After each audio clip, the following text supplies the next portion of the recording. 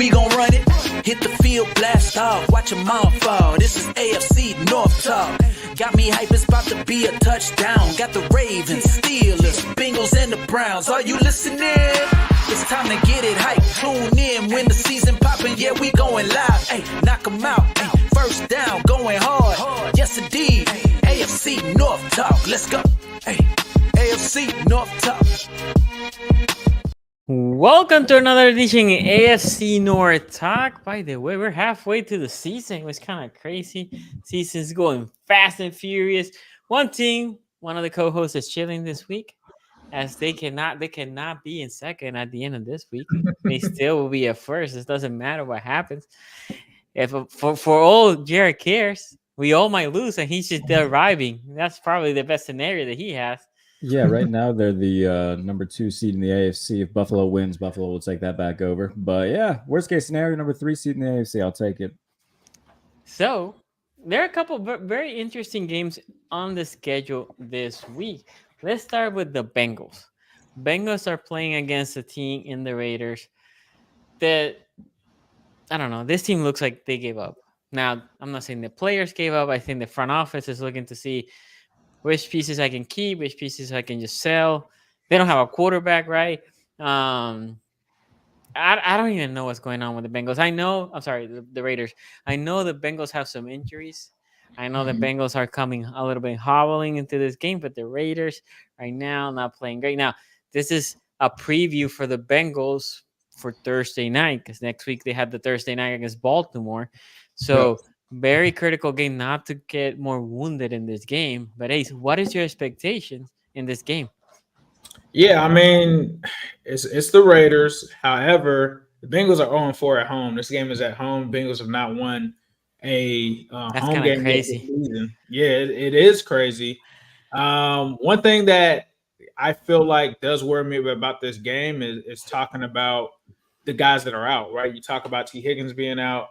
The biggest surprise to me, Orlando Brown Jr. being out, but the biggest surprise to me is Zach Moss being out. Not that Zach Moss is this amazing running back by any stretch of my imagination. However, you're talking about a backfield that's going to be Chase Brown and Travion Williams, and I don't, know who the third running back is behind that. It's been a while since I've known that. With Chris Evans being out for the season, the Bengals have to possibly lead on a practice squad guy as the emergency third down back. So the Bengals could find themselves very shorthanded at the running back position this week.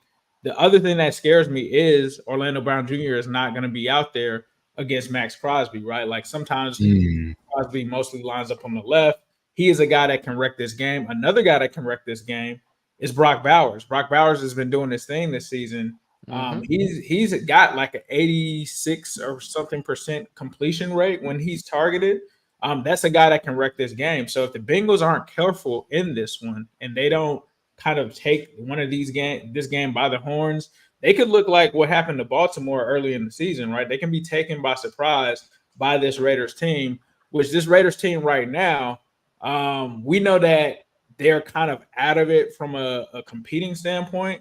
But, some guys are still competing for spots on that team. I mean, this is a head coach that's trying to make a name for himself, and these are guys that are trying to prove that they can be there for the long term. So I don't think that this is a Raiders team that's just going to come into Cincinnati and lay down. Now, the Bengals in this game have to establish themselves from an offensive standpoint. I think that this needs to be a big game for Jermaine Burton. He has been a piece of this offense that they have not utilized. And since he's been in, good things have happened. Now, all indications seem to be, especially this week, that his usage is going to ramp up. He brings something to the Bengals offense that they sorely missed with a big play guy outside of Jamar Chase to help take some of that bracket coverage off of Chase and help keep these guys honest and out of the too high shell. So I'm looking forward to seeing him play there.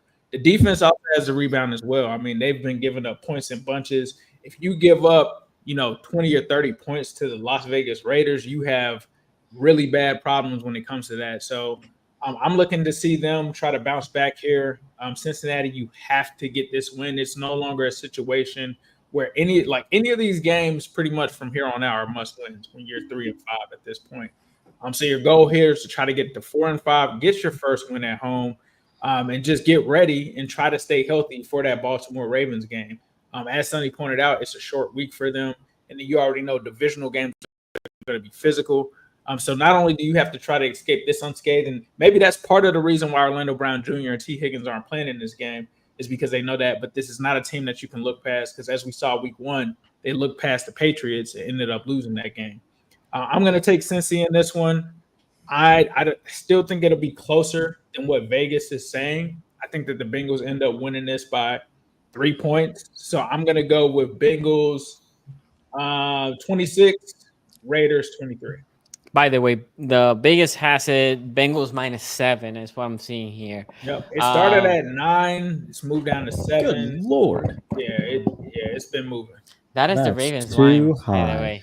That's the Ravens line. -9.5 is what I'm We seeing need here. to cut it. Yes. Jared.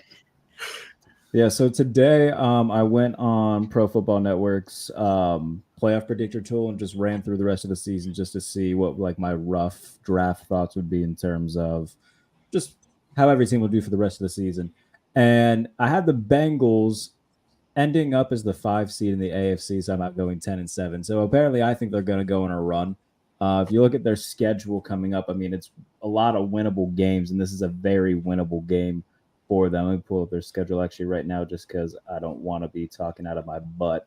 But going up against a Raiders team that is just lacking a lot of talent, it could be very, if they lose this game, maybe they trade away Jacoby Myers and just kind of mail in the rest of the year in terms of, an organizational standpoint. But they got the Raiders and then obviously the Ravens on Thursday night, travel to Los Angeles to play the Chargers. Chargers aren't a team that is going to put up a ton of points. They'll control the clock, but that's a game that they can win. And then you host Pittsburgh, go to Dallas, go to Tennessee. So, I mean, there's a lot of games. Like, I look at all those and I don't say, okay, the Bengals definitely aren't winning any of these games. Like, I think that they're going to be competitive in just about all of them. It's just a matter of if they can finish. So, playing a Raiders team that they are better than, they should kind of make a statement this week leading into the Thursday night game going to Baltimore.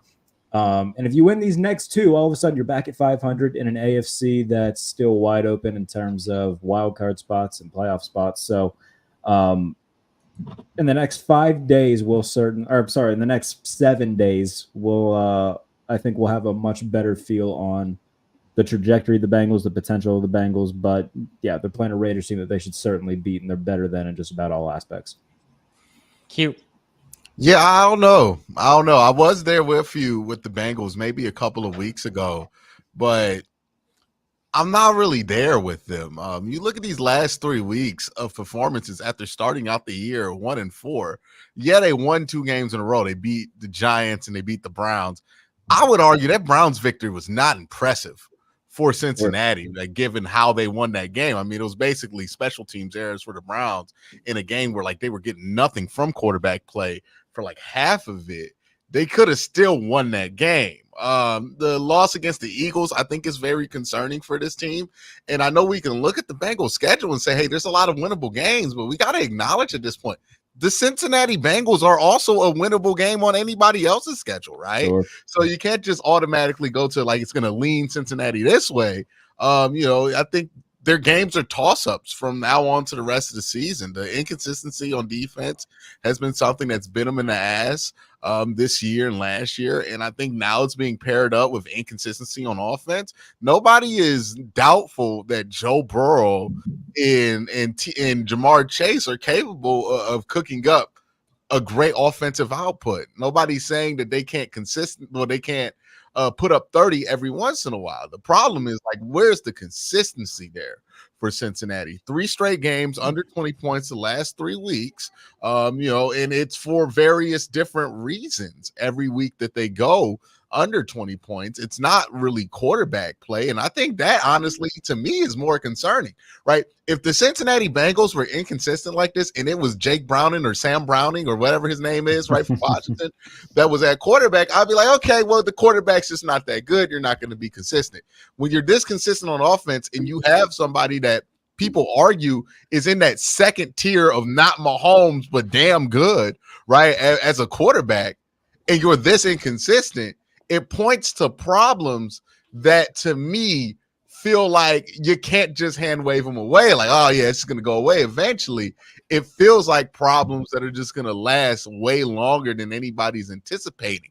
The offensive line being injured this week, going up against Maxx Crosby. It's going to be interesting to see here.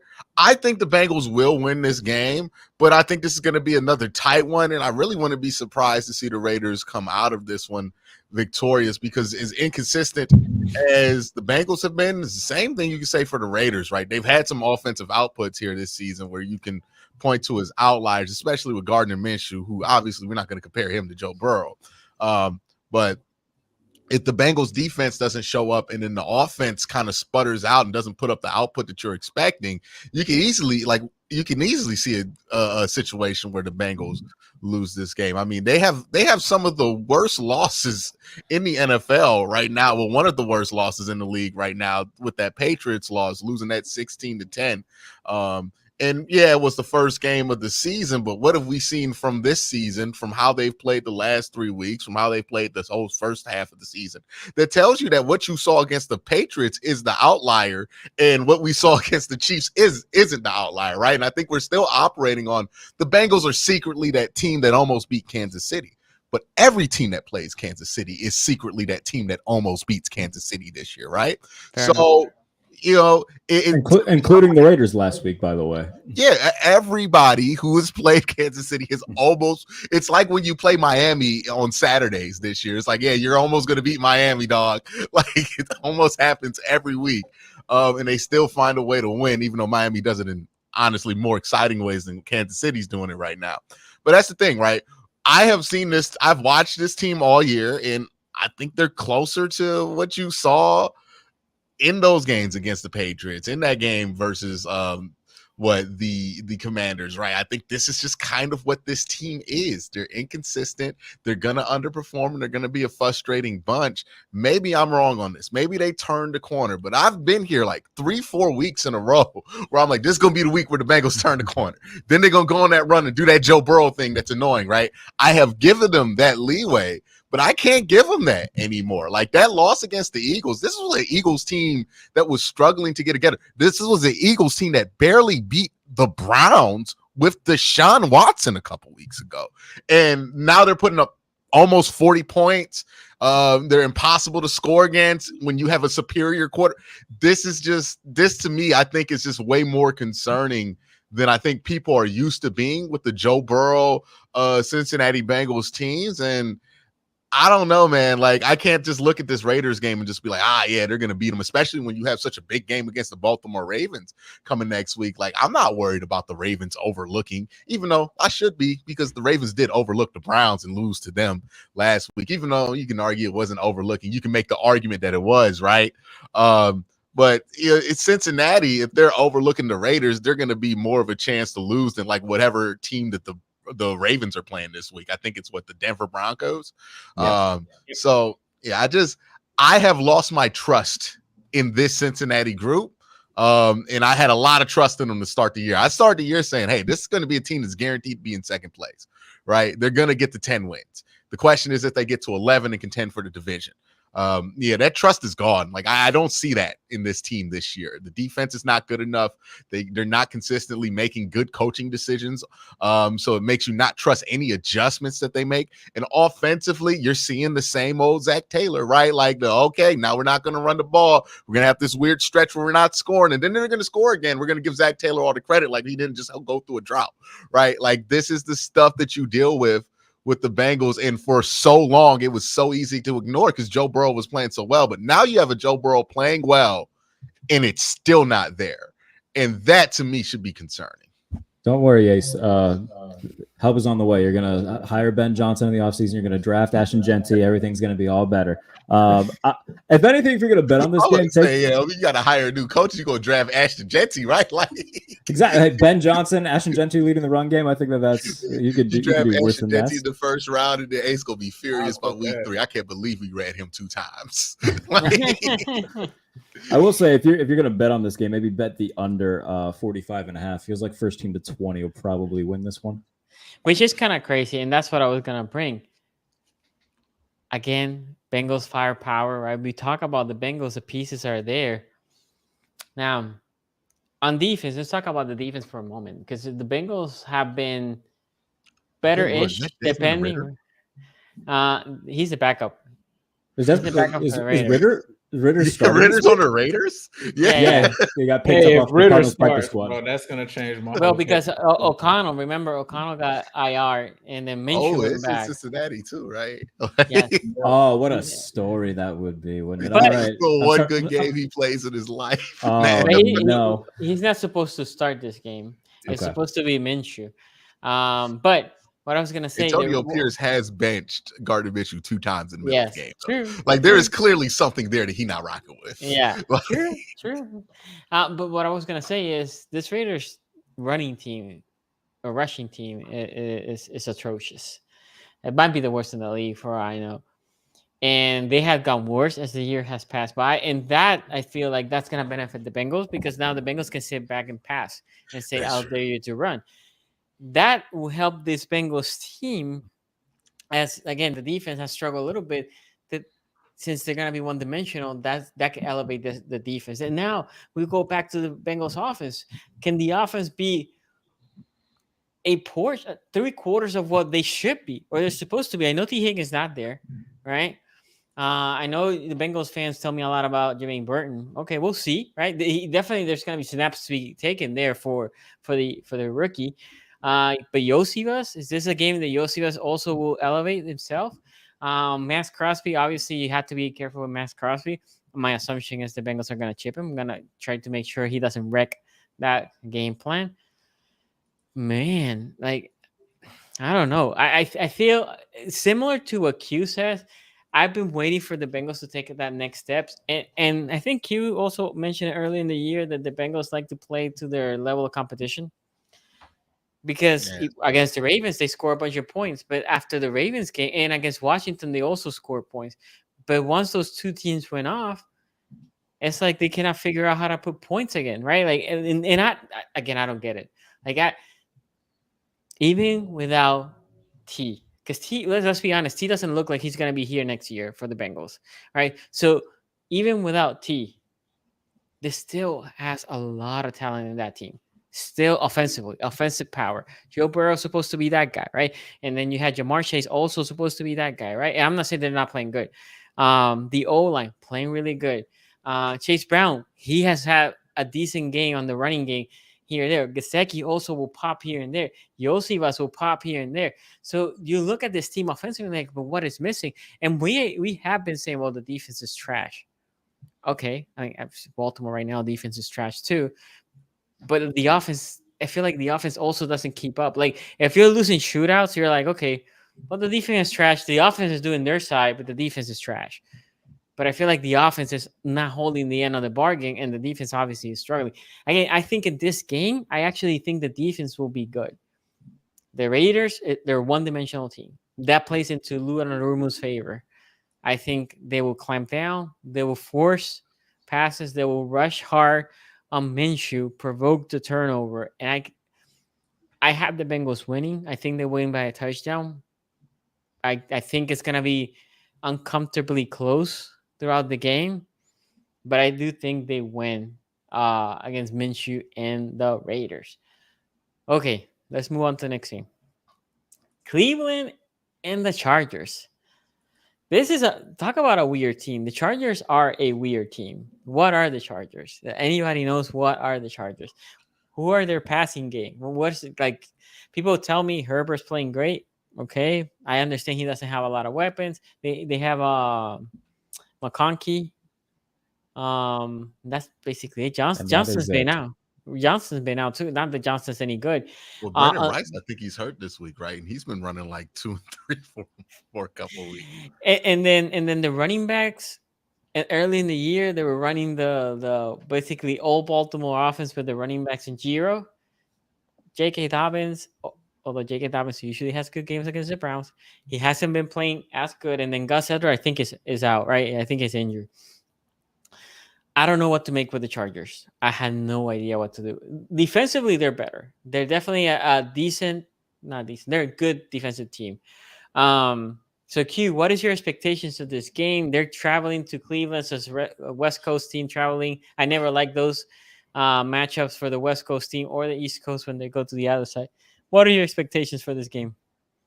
Yeah, it's going to be one of those interesting ones, right? Because I really want to see what this Chargers defense is if they go up against a team that can really force the Chargers off the field offensively, right? Like, because a lot of their success is just built on time of possession and limiting possessions. And I use Zelda boss fight logic when it comes to football at times. And it's like, hey, when a team is trying really hard to protect themselves from being in a scenario, it's usually for a reason, right? And I'm wondering what that reason is. I mean, this Chargers team really struggled defensively last year. Now, a lot of that might have been the coach that they got rid of, but still, I think there's something there that you could pick at when it comes to why they're playing such a low yield style with a franchise quarterback, right? I mean, this is a team, and I can pull it up in my notes here. They are the low, like if the Browns did not exist, they would have been the lowest scoring offense in the NFL. And it's not like they had Deshaun Watson playing quarterback, right? So that is something that I think is interesting here for this team. Justin Herbert, when you look at his numbers, his success percentage this year is lower than it's ever been. Interception rate, I think, is about fine. He's pretty low on interception rate, but touchdown rate's been as low as it's ever been. Just has been limited in his effectiveness. I also think another interesting thing with Cleveland coming up and playing him is that when it comes to the run game stuff, Baltimore still does a lot of the Greg Roman style stuff. They've gone up against it. The core players of the Cleveland Browns, they've played Greg Roman a ton in their career. So they're not going to be as caught off guard of this thing as people are with the whole Greg. It's good. Greg Roman's like as close you get to like triple option in the NFL, right? Where it's like you have that kind of effect of people being like, what the fuck is this? And then like it throws them off a little bit and you get a little success early on because of that. But that's not going to be the case here in Cleveland. They just came off playing very similar concepts with Baltimore, and then they've played against those concepts. They have a ton of tape on that with Baltimore and notes on that from when Greg Roman was here in Baltimore. So I think that the familiarity there will help this defense be able to make up for not having their linebackers in. Now, that's the big thing for this Browns defense this week. No JLK, no Jordan Hicks. So you're down to Devin Bush and Mahmoud Diabate probably. Even if those two hold up and play well, they're both lighter than you would want at that linebacker position and definitely less experience than you want at that linebacker position. I expect Jim Harbaugh to try to take advantage of that. I think this is going to come down to how well the Browns defensive line plays. We know that the Chargers have good tackles, Rashawn Slater. They got Joe Alt. That's their tackle situation. That interior, though, has been a little leaky. You look at Justin Herbert's sack percentage has been the highest it's been since he's been in LA.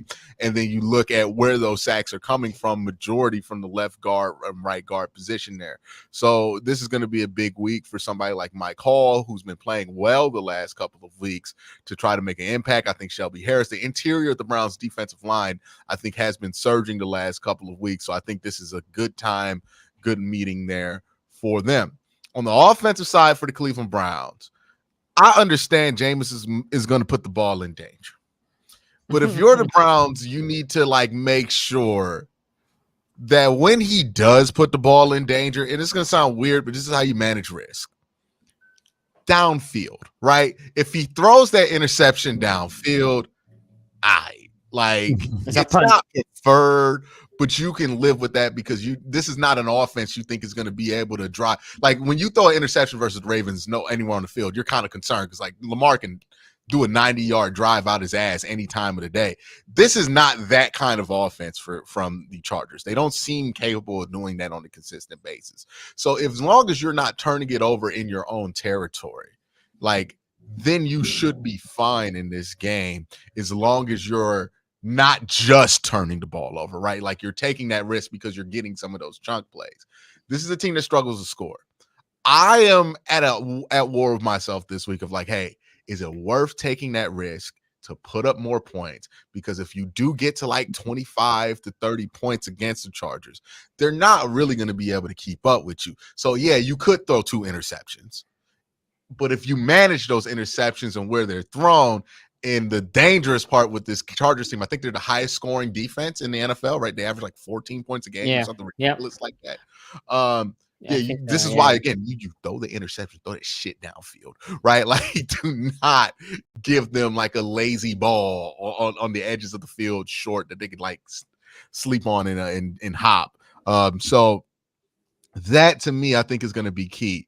Will they be able to manage and mitigate risk with Jameis? Understanding he's not going to be a different player. He's going to put the ball at risk. Can they just control where the ball is put at risk during this game? And will you get the reward out of risking it from Jameis this week? It's going to be a tough week. They got their secondary a little bit healthier now. I think Derwin James just came back from injury, right? That's my understanding that he's playing.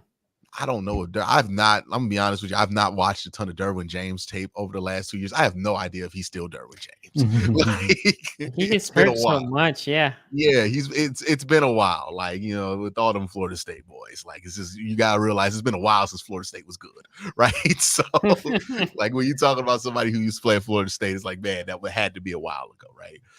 But yeah, I think this is a game that the Browns can win if they manage it correctly, right? And I think this is going to be the true test of if this whole Ken Dorsey thing, calling the plays for Jameis, can really work. Because last week, you got fortunate, right? Like, you made the plays that were there, but you got fortunate. The Ravens dropped a lot of interceptable balls and could have stopped a lot of scoring possessions when they were there. Now, the Ravens got fortunate on the other end with a couple times, right? With a couple interceptions here and there. But you got a little fortunate on the offensive side. This week, you're not going to be as fortunate if you put the ball in danger. The Chargers are going to catch those interceptions. It's just a question of like, hey, can we control that risk? And also where that risk happens. And is the risk going to be worth it? Like, is Jameis going to make enough of those Jameis throws to be able to make it worthwhile to take the risk with him? Also, Nick Chubb, who quietly had the best game any individual running back had against the Baltimore Ravens. Now, Sonny brought up some great points about why that may be the case, but it is something to look at, right? When you see how Nick Chubb was running, he seemed like he had his vision, and the game wasn't moving fast to him like it was the week prior.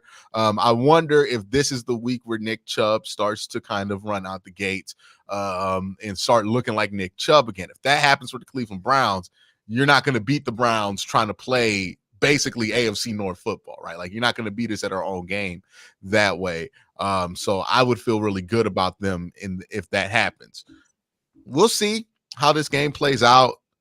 I think the Browns defense can get the Chargers off the field frequently enough that it could collapse some of what they like to do defensively. And I think this is a game that the Browns can win.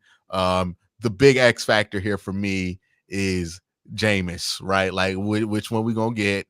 Are we gonna get responsible Jameis? Are we gonna get I'm trying to be responsible too hard Jameis, where he just throws check downs? Like, you got to roll the dice and see which kind of quarterback you get this week. But I think that Kevin and Ken will be able to manage this game well enough that they can win this one. And it's Jim Harbaugh in Ohio versus a coach that is not born on third base, so I feel good about it, right? Ace, what are your thoughts? Yeah, I think with this one, when you talk about it, I think that this is going to be a very close game. I think it's hard to really pick it. I think this is going to be a defensive game because I think we all know that the Browns have a good defense. The Chargers do have a good defense, according at least to the metrics, DVOA. They're 8th in defense right now. Their pass defense is 3rd best in the league. Their second half defensive points per game, they're number 1 in the league, so they allow the fewest points in the second half. But we also know how good that this Browns defense is. We talk about them being number 10 in total defense at home, number 5 against the run, which means that, that what the Chargers like to do is run, right? They got Greg Roman, so that's what they try to do. They may be running into a brick wall in this one, which is why I think that this is going to be a low-scoring game for both teams. You talk about the turnover differential. I think that that's the deciding factor in the game. Right now, the Chargers are 10th best. Right now, Cleveland is 29th in the league. We all know that Jameis turns the ball over. So, like Q was saying, that's going to be something that possibly decides this game. And right now, I just think as it stands, this game is probably going to get won on special teams. I think it's going to be a field goal that decides this game here. I'm gonna lean Cleveland on this one, with them being at home, trying to play with some energy. But the Chargers could come in here and I think take this one. But it is kind of confusing to figure out what type of team they are. So I'm gonna go with the Browns on this one. Jared. I'm probably going to lean Chargers a little bit.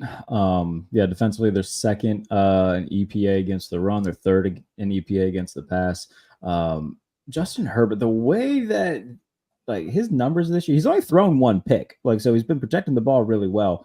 In the first 4 games, he didn't throw for over 200 yards. Now, he left the game against Pittsburgh early, so you can kind of put an asterisk there. But even then, didn't throw for 200 yards until 3 weeks ago against Denver. And then the last 3 weeks, 3 touchdowns, no picks, had the crazy game against Arizona where he was throwing to the 4 of us and still put up 350 yards. So, I mean, we know how good he is. It's just so weird how the way that they've put this offense together would make sense for a team like Atlanta over the past few years, where you have like bad quarterback play, just try to really lean into the run game, a Greg Roman offense that leans into a run game and not a lot of great receivers. That makes perfect sense. But you got Justin Herbert.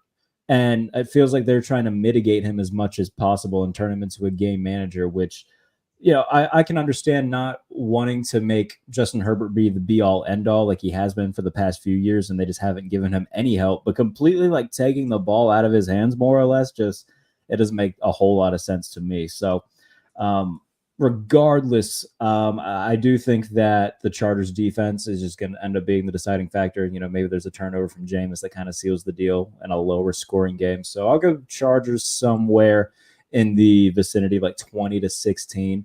But yeah, bet the under 42.5. Definitely a big play for me this week. And now that I say that, both quarterbacks are going to go for like 350 and 3 scores apiece. And I was about to say, look, betting the under when the Chargers and Browns play is always a bad idea. Like, it's always been a bad idea. Look at like the score totals for like the last times they played. It was like, I think one time both teams almost scored 40. Like it was like a ridiculous game like that. We had like 2 because Herbert and Baker went back and forth a couple years ago, and it was really fun. Herbert and Baker went back and forth. It's every time we play like the Chargers, I'm like, man, it's a bad idea to bet that under. Like we used to never have a solution for Mike Williams. That's how long ago the last time we played him was. Right? That's correct. So what I'm thinking here is, again, I don't like the West Coast travel to East Coast at 1 o'clock. Usually the Chargers don't do well in those scenarios. Also, the Niners, if you check the Niners, they will lose the random game on a travel to East Coast on a 1 o'clock game. I mean, they did it to the Browns last year. Yeah. My point exactly. It is hard. It is hard for those West Coast teams traveling to the East Coast team early game. That being said, this Brown team, as we play them just now, looks energetic. The defense was balling. I understand they missed some key players here and there, but they're going to an offense that is nowhere near the dominate offense that the Baltimore Ravens are. The Ravens are number 1 in the league in third down conversions, and the Browns hold us to 2-7. I think it was 2 for 7. So I expect the Browns to clamp down on the defensive side. I actually think this is going to be a low score game. Literally, the question here for me is the same. Jameis. What is Jameis going to do? Because if he's going to throw 5 lollipops out there, they could be potentially picked by the Chargers, then it's going to be a long game for the Browns. And then I can see the Chargers just winning, right? Now, is Jameis here going to throw 1 pick, but it's also going to throw for 2 touchdowns, right? Or something like that. Or he puts a couple of drives together. Yeah. And to be honest, Jameis Winston. Trick or treating. This is what you ask. Well, Jameis Winston also will throw it down the field, right? He's not afraid to chuck it down. And if the pick, as Q was saying, is basically a punt, okay, then you live another down. This offense for the Charger, I guess, not an offense that's going to be putting a lot of points. I think Myles Garrett and the defense will wreck the Chargers offense. I think the Chargers will score maybe 13 points. I have the Browns scoring 20 and the Browns winning. By the way, the line is the Browns +1, I think it was the last time I checked. Yeah, Browns +1. I'll take that. Week to be an underdog again before people like started hopping on them. I like that line. Okay, we have a couple super chats. Oh, by the way, the Bengals Raiders. What do you think it was the percentage, Ace? 70% Bengals, 30% Raiders. 68 was Bengals. And now for the Browns, Q, what do you think is the percentage? I would say Browns fans are fairly confident coming into this one. So we're probably looking at like a 70-80% kind of thing. That's a little rich. It's actually 60-40. 60-40. Okay. Play on the review here says randomly thoughts about ripping the play calls out of Zach Taylor's hands. And look, AFC North talk is screaming. Shout out to you, man. Shout out to you. And then Christopher here says Bengals. Well, hold on, wait. I want to circle back to that, Ace.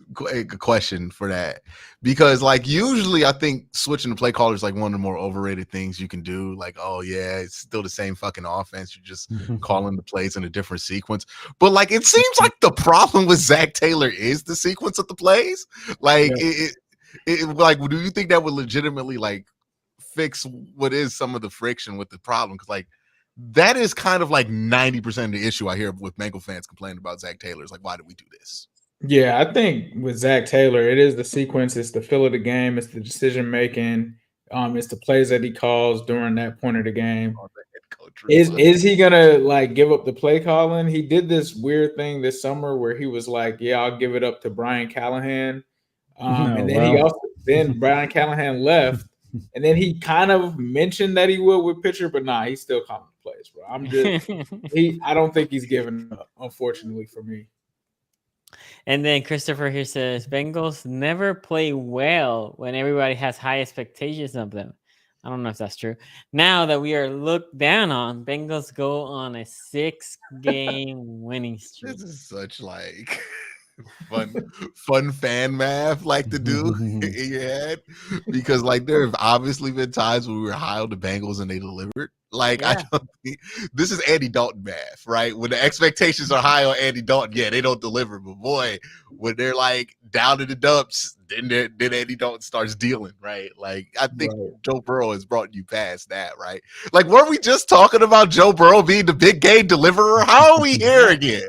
Like, yo, cool. Right? Like, now we're like, oh yeah, but when they count us out, I'm like, you got the dude that they count you in for, because you have the big game, right? Okay, let's move to what is the big game of this week. Broncos Ravens. The Broncos are, I think, 6-2. Ravens are 5-3. Broncos have a sneaky, really good record here. Before I give my take, Ace, I know you have to bail out fairly soon, so I'm gonna go let you do your take first.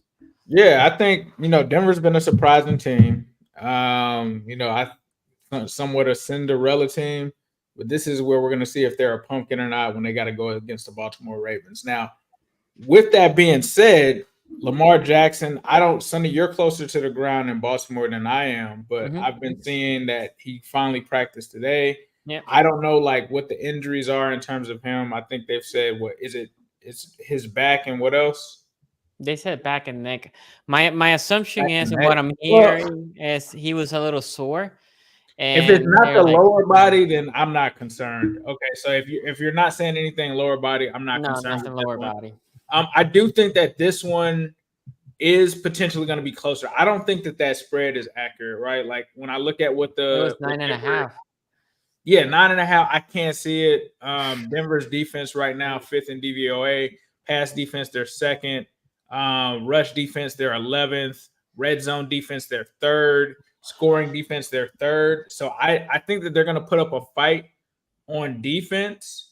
They cannot put up a fight on offense. I'm not ready to really trust this offense that the Broncos have, and the offensive numbers don't look good either. They're 24th in DVOA offense. They can run the ball, but I feel like Baltimore is the number 1 defense against the run. So we're kind of going to see what an immovable object meeting an unstoppable force is going to look like in this one. But I just trust Lamar Jackson in that offense to do more, especially with them adding Deontay Johnson in. They're one of the most explosive offenses in the league in terms of plays. Derrick Henry, I think, is going to be a factor in this game. So I'm going to take Baltimore in this one. You said that it's a 9-point spread. I'm going to take Baltimore by 7. I think they win this one by a touchdown. Possibly more if the rookie for Denver doesn't play well. And I know that Baltimore's defense is struggling right now.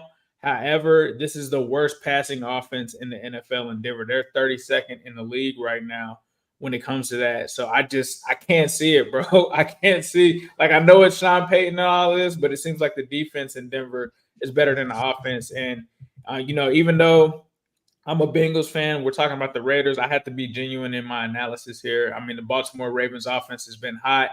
So I think they do enough here to win this one. I'm going to go with Ravens 24, Denver Broncos 17. Okay, so this is the thing with the Broncos, right? Defensively, they are a really good team. There's no doubt they're a really good team. I think Van Joseph has had that team. Last year, Van Joseph I feel like he was trying to understand his personnel. Now he knows his personnel well. On offense, they're a running team. They move the ball through the running team and then through the running game. And then Q's guy, Bo Nix, then makes a play here and there. And that's essentially what they do throughout the game. Baltimore Ravens are hurt on the D lineman side, though. Those D linemen, Urban's not gonna play. Michael Pierce is in IR. Travis Jones has been not practicing much lately. Burton Washington just came back out of injury, so he looks like he's gonna play. So definitely that unit is a little hurt, which is not well when you're playing against a team that's what they're gonna try to push the running side. The corners look to be back. Looks like Marlon Humphrey is questionable, but the rumors is that he's probably going to be playing. Wiggins is going to be back. Wiggins, what happened with Wiggins? He had a little bit of a shoulder injury, but what really happened was he got sick. What I heard was he was sick as a dog, and that's why he couldn't make it that's why at the beginning they say, oh, he was left behind in Baltimore, but he might play because they didn't want him in the plane, basically. Don't get anybody sick and see if he can play. But he stays sick coming to late Saturday. So they're like, okay, you stay, don't worry. He was out. The corners are gonna play. I don't know how much. A lot of players who miss games because of sickness in Baltimore. I'm just going to put it out there. Maybe those crab cakes are the problem. It's not the crab cakes. It was an illness. The only one that misses practice for food poisoning is Lamar. Right, Lamar does it every year. He missed the whole quarter of football on the toilet. What are we talking about? On Monday Night Football in front of everybody. Came out, fresh hand washing everything, threw a touchdown afterwards. That bro has the immune system of a newborn child. Maybe you have what is it? Bowel syndrome, whatever the bowel syndrome is. IBS. IBS. Maybe that's what he has. IBS. Wiggins got it too. No, not Nate. It was late. Whatever. Now, I'm very interested in here with the Broncos are, right? Because again, record-wise, I misspoke. We have the same record, 5-3, both teams. Defensively, I think they're a really good team. But offensively, what are they offensively? Right? The Ravens usually feast on rookie quarterbacks. Bo Nix is a guy that how many dropped interceptions in this game? But that's the other thing I was going to say. Bo Nix is going to give them a chance, bud. I'll tell you that much. Yes. The Ravens are going to set the record off for nearly intercepted football. It's like, if that's do you know how many they have this year so far? They got to have 20, right? They have 9. Because there were like 4 during, it was what? They have 9, which leads the NFL. By a lot. By a comfortable margin. I think all 9 of them were like on national TV too. Like a good chunk of the 9 were on national TV. Because what Baker Mayfield, they had like 4 of them. Where I'm like, man, we got out of here with 2. but to be honest, the one thing is they got embarrassed against the Browns, meaning they know they lost. If they would have made one of those picks, probably they win the game, right? So they were probably pissed off of themselves. And I feel like this is a game they're going to be a little bit more disciplined, clamped down. That's what I'm thinking. I'm just going to say this, though. Eddie Jackson, I don't care how pissed off he is. Brother stinks. Eddie Jackson, I don't see Eddie Jackson playing much in this game. I wonder if they trade for his safety. That's the rumor, but Marcus Williams is back playing this week. Again, nobody really knows what happened with him Would the last week. Ravens catch more interceptions if they had their wide receivers play corner? I'm not convinced the answer is yes. Of course. Yeah, definitely not Nelson Aguilar. Don't put him I'm out now. there.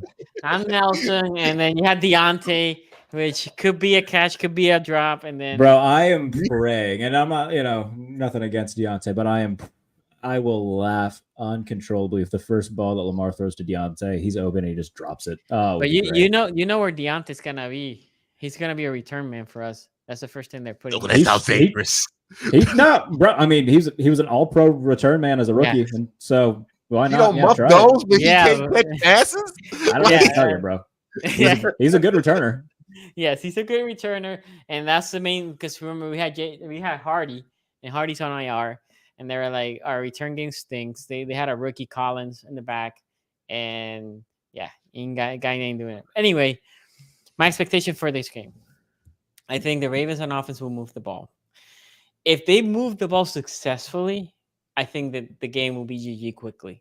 Because I think the Denver Broncos have a team that has just been able to move consistently the ball against them, right? So the offense don't have the pressure that, oh my God, I need to put points, right? If they don't, if the defense of the Broncos really can slow down the Baltimore Ravens offense, then it gets way more interesting because then the Broncos, they can be like, well, okay, 3-0, that's okay. We're going to punt the ball. We're going to play the field position game. Again, interesting. It is in Baltimore. So West Coast team going to East Coast team. I think the Broncos team is a very hard team to gauge. I know people make fun of Bo Nix. And again, I watched 2 games of the Broncos and he didn't impress me. But they're 5-3 because his defense is good. I have the Ravens. I have the Ravens by 7, by touchdowns. I think that's what Ace also picked them. But again, I can see it both ways. I can see if we score early, that the game can get out of hand for them because they don't know how to compete against a team that is putting points against them because they haven't had to face that. But if it goes the other way, I can see a game that is super tight going to the end of the game. And I'm not sure which side is going to be. Anyway, that's what I have right now. Jared, what do you think? No, I think the Ravens are going to stomp a mud hole in the Broncos' ass. Like, I think that you look at the teams that Denver has played and beat. They just played the Panthers and Bo threw 3 touchdowns. Like, who gives a shit? It's the Panthers. They beat Spencer Rattler and the Saints. Like, I don't care. Their one good win of the year came against Tampa Bay in week 2. But even then, like, teams are still figuring stuff out and whatnot. So I don't put too much value in that. Right now, Bo Nix is averaging 5.9 yards per attempt. That's sandwiched between Spencer Rattler and Mason Rudolph. And I see a bunch of Broncos fans getting on Dan Pizzuto over at 3013 for ranking him like 27th of all quarterbacks. And like, well, actually, he just won Rookie of the Month, and I don't know why you're putting him so low. Because he watches the games. Like, as somebody who had to deal with Kenny Pickett for 2 years, this is Kenny Pickett who's slightly faster. So I promise you.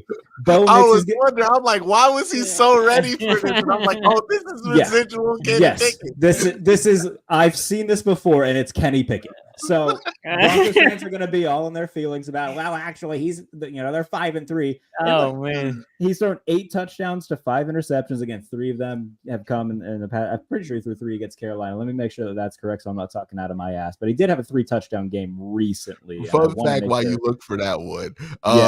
It's funny to see that because the whole Kenny Pickett era, I was having residual anger at Cody Kessler. I'm like, I've seen this before. This is Colt McCoy. This is Cody Kessler. I have watched this before. And Steelers fans like, no, you don't know what you're talking about. And now it's like you're getting the residual. It's like the carry-on effect of just mediocre quarterbacks people would believe in because they have a good stretch. Exactly. So you look at just all his metrics, they're all bottom of the league. Like, the Broncos have a really solid defense, but I think that defense has also benefited, again, from playing less than elite competition. This is by far the best team and best offense they've faced all year, and it's going to show once the Ravens kind of get going. It's if the Ravens win the toss, take the ball, prove a point early, run it down their throats, get Derrick Henry going, get Zay Flowers going, get that entire offense going early. It's at home. The fans will get into it. And then Bo Nix is going to take the field and be like, all right, well, I've got to score now. because it's already 7-0. And if we give the ball back to the Ravens and it becomes 10-0 or 14-0, then you're in some real deep shit. Because he doesn't have a huge arm. He can't push the ball downfield. So yeah, I'm going to take the Ravens by, they'll cover this spread pretty handedly. I think it'll be Ravens. I don't care, bro. Like, this is going to be a disembodiment of a bad rookie quarterback. Put the batter up. Put it up, man. I'll put it up. I'll put up BBB for you, Sonny. Like, yeah. Damn. So I'll take the Ravens somewhere in the range of, I'll give the Broncos defense credit, but I think they're going to be on the field too much. So I'll take the Ravens 27-9. First one of the year, Jared. First one of the year. From the paddle. Yeah. The Browns got cursed for like 4 weeks because that one dude from Cleveland. No, obviously, if I'm proven wrong, like, it's the best of both worlds for me, because then the Ravens lose another game. But if they do what I think they're going to do and just beat the piss out of them, then yeah. Again, it's also because, like, I have this thing on Twitter now where, like I said, if the Broncos and the Steelers don't play this week, this is nasty. That's why he did it. Yeah, I'm good. This is gonna be my TV game. Be like, all right. It's like. So I'll keep an eye on that. And also, like, I tweeted before the year because Peter Schrager had the Broncos making the playoffs, and I was like, if the Broncos make the playoffs, I will get GMFB tattooed on my body. So, like, I really need them to not make the playoffs, because that would be less than ideal for me. Sneaking is the 7. It's trending. I really hope lose the game at Browns lose to the Ravens at the end of the year. Let them sneak it at 7. Man, forever. I would. I would just look down at my ankle and be like, those damn Browns. So you hear Jameis giving a concession speech after throwing a game losing interception. Yeah, but had you seen the schedule for the Broncos? It's not that crazy for them. That's the thing. They're the Broncos and they're starting Bo Nix. This is crazy that they're even at this point. Like, yeah, a normal team with a normal quarterback, sure, they should. Nah, man, I've pointed this out a couple of times when we've seen these teams having these runs. Well, it was Tampa Bay, and I was like, nah, they're gonna play a big boy team this week. It'll even out. Yep. Right. The same thing with the Commanders, where I was like, nah, okay, yeah, let's see how they play against a big boy team. And then they didn't here. And the Ravens lost to the Browns, but like, that's a division game. The Ravens are very much a big boy opponent for the Denver Broncos. And absolutely, the Ravens are coming off of like getting kind of embarrassed. So that's the thing. They're going to be playing pissed off because they just lost a game that they probably shouldn't have lost. Yeah, this is one of those. If I'm a Bronco fan, I see the Browns won last week, and I'm like, oh damn! Damn it. They already had the trap game. We're boned. All right. Yeah. Okay. Well, they're gonna focus in this week, huh? They're gonna catch all those inaccurate passes this week. And the thing is, the Ravens' deep secondary, as bad as they've played, they should be leading the league in interceptions just based off the last 3 weeks alone, right? Like, based on the drops, their chances. Third time's going to be a charm for them, right? I think the Ravens are going to come out and play very well in this game. I can't get the image out my head from when I watched the Broncos play Pittsburgh, and I just thought to myself, what a harmless team the Denver Broncos look like in that game. That's eventually going to come up and matter again. Bo Nix, how he plays once he's doing that kind of stuff versus better defenses. And it's not like the Ravens are that much of a better defense, but they take enough chances to where they should be in position to catch some of these balls every once in a while. Now, if the Ravens make Bo Nix look like a genius, then Zach Orr should get fired on the spot. Like if they let Bo Nix win Offensive Player of the Week, then Zach Orr should be fired and possibly pursued for criminal charges, because this is crazy. Like, this is absolutely. He won't be fired though. Yeah, or demoted or something. Like, you got John Harbaugh talking about, I'm gonna pick up the book or something. I was gonna say, who else is like on the defensive staff where they could like make a defensive play caller switch or something? They got nobody. The problem is we lost McDonald's, right? He took a couple, but we also lost 2 position coach, their defensive coordinator. The Tennessee defensive coordinator was our secondary guy, and our D-lineman coach is the defensive coordinator of Miami. And then Zach Orr was the linebackers coach, and he's the defensive coordinator of us. We bled coordinators. Should have brought in Robert Saleh when you got the chance. Now he's in Green Bay. You know it. You can still hire him as a DC. You can Hey just man, not Greg hire him as a Williams special is guy. in DC right now. You could go hire him, right? Like No, he ain't no. doing nothing till the springtime, anyways, right? Like you could bring Who him is? in. Greg Williams, Oh, there you G. go. Yeah, Yeah, there you Double go. G. Greg Williams. Double- By the way, but- people were calling Jeff Jarrett in the comment section. Oh, I'm that's like, good. absolutely needs to show up to one of these shows dressed as Double J. That would have been. I mean, yesterday was Halloween. Today would have been the most opportune time to do that. I didn't think about that. I'll have to. What iteration of Jeff Jarrett are we talking about? Are we talking about TNA Jeff Jarrett? Are we talking about Big Cowboy Hat, Double J's Jeff Jarrett? That's probably the easiest. You can't go thing to dress up as. WCW Jeff Jarrett, right? No. You probably got to go when he's not in WWE.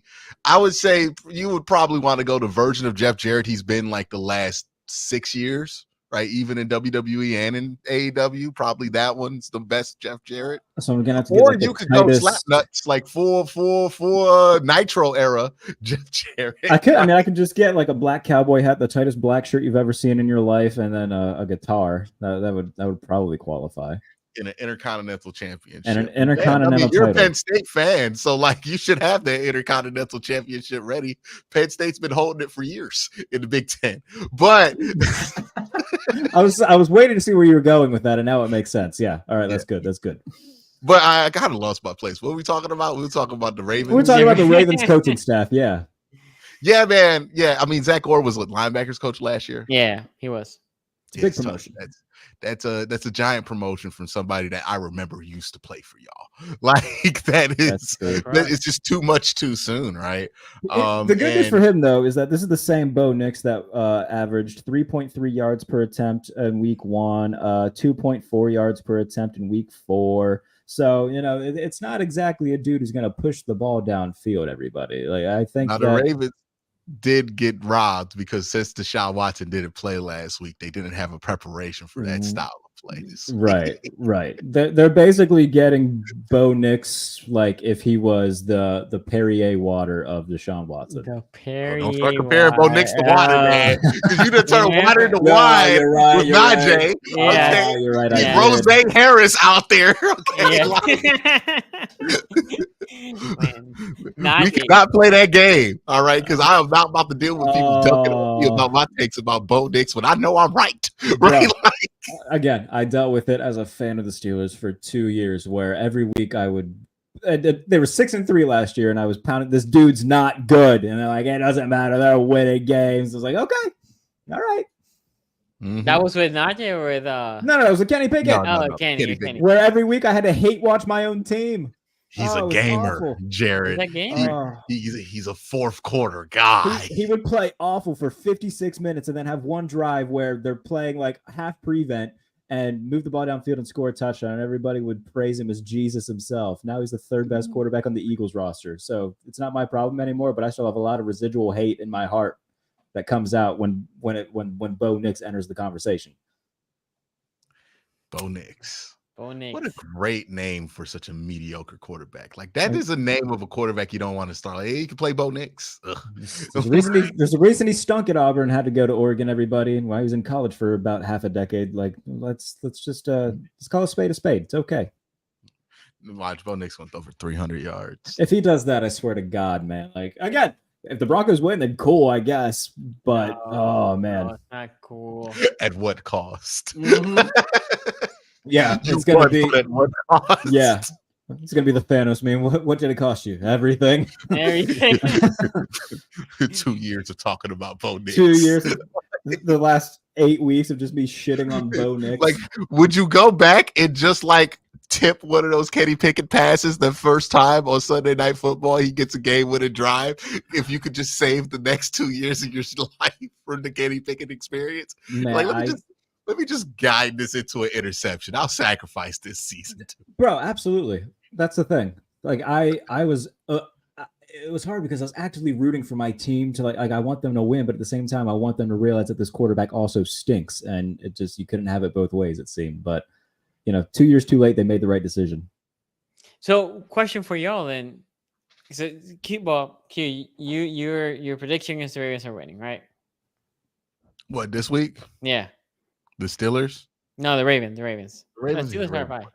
Yeah. So, do we think the Broncos are a playoff team or not? I don't think so. I think that's a 9-8 team at max. Now I just checked; they haven't played the Chiefs If yet. the Broncos can make the playoffs, that means a 9-win team can probably make the playoffs, and I think the Browns and Bengals have a better chance to be better 9-win teams than them.